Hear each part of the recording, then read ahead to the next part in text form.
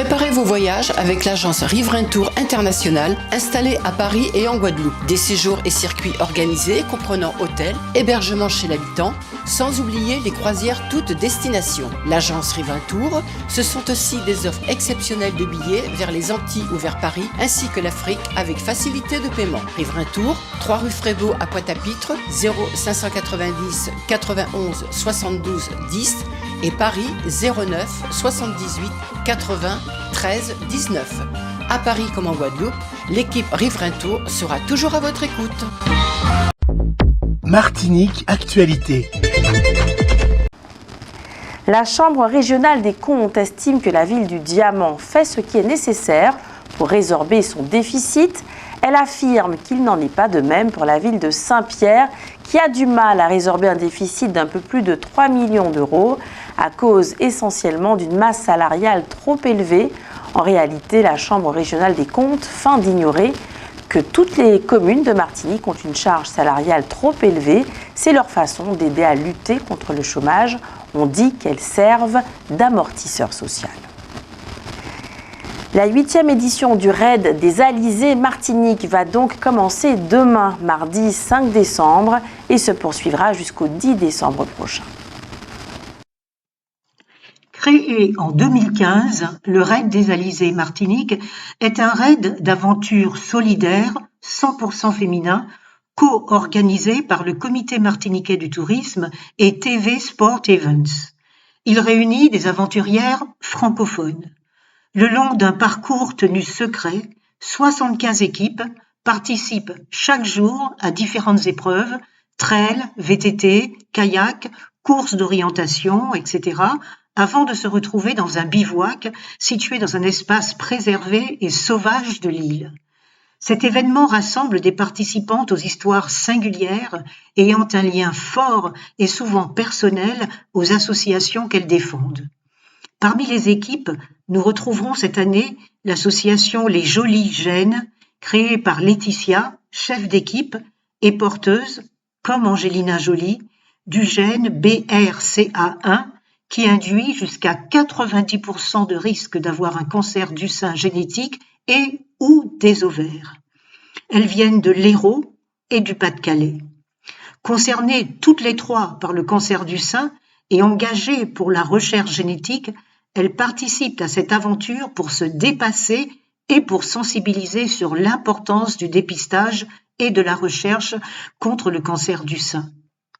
Le trio Step by Step, qui lui vient du Nord et du Pas-de-Calais, est né autour d'un même combat, la sclérose en plaques, CEP. Pauline est atteinte de cette maladie, diagnostiquée en 2018. Valérie a été son infirmière en éducation thérapeutique et l'a prise en charge dès l'annonce de sa maladie. De son côté, Isabelle cherchait des événements sportifs praticables avec sa cousine atteinte de cette maladie qui l'accompagne en tricycle.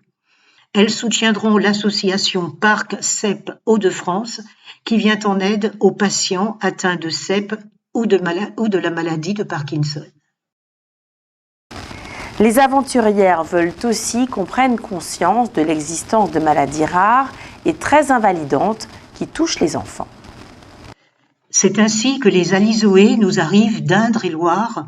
C'est un trio d'amis qui, tout en vivant une belle aventure humaine, veulent mettre en lumière le syndrome de Rett, une maladie génétique rare, première cause de polyhandicap d'origine génétique qui touche principalement les petites filles.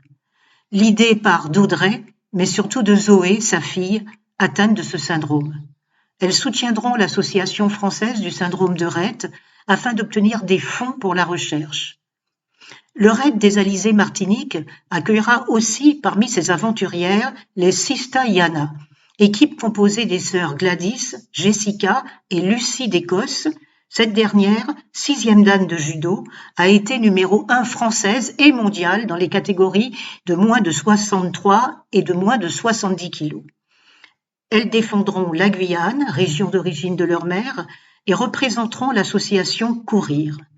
Gérée uniquement par des parents bénévoles, c'est la seule association française réunissant les familles d'enfants et adolescents atteints d'arthrite juvénile idiopathique et autres maladies chroniques rhumatismales. La Guadeloupe a connu un important séisme estimé à une magnitude de 6 sur l'échelle de Richter le samedi 2 décembre dernier à 4h48. La secousse a été ressentie dans tout l'archipel. Ce séisme fait suite à une précédente secousse ressentie à 23h le vendredi 1er décembre et dont la magnitude a été estimée à 5,2 sur l'échelle de Richter. 102 alertes sociales ont été déposées par de nombreux syndicats de l'enseignement national en France. En Martinique, c'est le SNUIP-FSU Martinique qui a pris cette initiative qui préfigure peut-être une grève. Ce qui est en cause, ce sont les conditions de travail imposées au personnel de l'éducation nationale et notamment aux enseignants qui accompagnent les élèves en situation de handicap. Toute l'activité d'un élevage de poules pondeuses avait été arrêtée le 13 novembre dernier parce qu'on soupçonnait ces poules d'être porteuses d'une bactérie pathogène. Finalement, ce premier diagnostic n'a pas été confirmé par des analyses plus approfondies. L'élevage peut reprendre son activité, mais après donc 3 semaines, ce qui n'est pas rien pour un chef d'entreprise.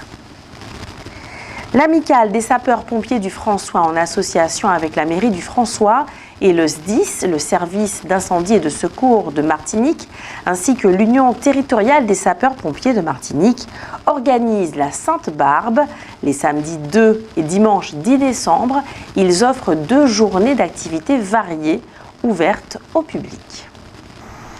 Samedi 2 décembre, les pompiers musclent le Téléthon. Le matin, entre 7h et midi, en collaboration avec 4 clubs de cyclisme, ils sont invités à relever le défi vélo avec des départs de Rivière-Salée et du Robert pour une arrivée au stade du François. Un fire park composé d'un mini-parcours, d'un atelier d'initiation aux gestes qui sauvent et d'un atelier d'habillement divertira les enfants à partir de 6 ans accompagnés d'adultes. Dans le même temps, il y aura un défi des jeunes sapeurs-pompiers sur le parcours professionnel. N'importe qui pourra également le relever à partir de 18 ans. Le groupe de reconnaissance et d'intervention en milieu périlleux, le GRIMP, proposera lui des ateliers participatifs l'après-midi de 16h à 22h. Le stade municipal du François accueillera un tournoi de football à 7. Ça, c'était le programme du samedi 2 décembre. Le dimanche 10 décembre, la matinée débutera à 7h par une messe à l'église Saint-Michel du François, suivie d'une cérémonie protocolaire et d'un dépôt de gerbes au monument aux morts. Un défilé des troupes se dirigera ensuite vers l'espace ludique, sportif et culturel Filia, où des allocutions et un vin d'honneur vont clôturer cet événement. C'est en présence d'environ 150 personnes que Bâtir le pays Martinique a fêté ses 25 ans. C'était dimanche. C'est en 1998, en effet, que Pierre Samo l'a bâti après avoir démissionné du Parti communiste martiniquais. Grand bien lui en a pris puisque ce parti détient le Lamentin, la 2e ville du pays en population et la première sur le plan économique. Les festivités ont eu lieu au quartier Pelletier en présence de Pierre Samo, âgé aujourd'hui de 89 ans, et de son successeur David Zobda, le maire du Lamentin. Ce dernier a lancé un appel pressant aux jeunes, leur demandant de s'engager en politique. Bâtir le pays Martinique est favorable à une évolution institutionnelle. Il fait partie de l'alliance qui regroupe aussi le Parti progressiste martiniquais. Ils ont fini leur traversée transatlantique en 28 jours, 1 heure, 27 minutes et 34 secondes. Jean-Yves Aglaé et Hervé Jean-Marie ont été accueillis à Fort-de-France comme s'ils avaient gagné la Transat Jacques Vabre par une foule enthousiaste au son d'une musique endiablée. À la barre de leur voilier Martinique-Tianlan, ils ont effectué la traversée Le Havre-Fort-de-France en 28 jours, 1 heure, 27 minutes et 34 secondes. Leur seul mérite, en réalité, c'est d'avoir participé à la course et d'avoir tenu bon de bout en bout, car pour le reste, ils sont bel et bien arrivés derniers. Le phénomène de prolifération anormale des sargasses a débuté en 2011 sans crier gare.